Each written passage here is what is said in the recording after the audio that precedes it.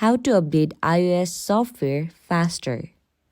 In this video, if you're struggling to find out how to do that, we are going to teach you in an easy way. But first, what you have to do is tap on Setting app.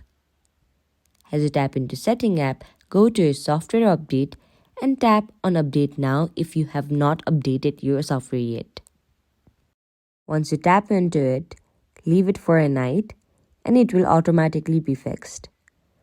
But sometimes what happens is because of your low battery, it can be a little bit slower.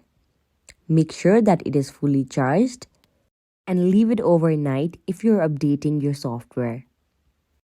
Thirdly, what you can do is you can go and check on your iPhone storage. If there are many videos that you have to delete, please delete it. Once you do that, it will automatically update your software a little bit faster. If you found my video helpful, make sure to give big thumbs up and subscribe to our channel. Thank you.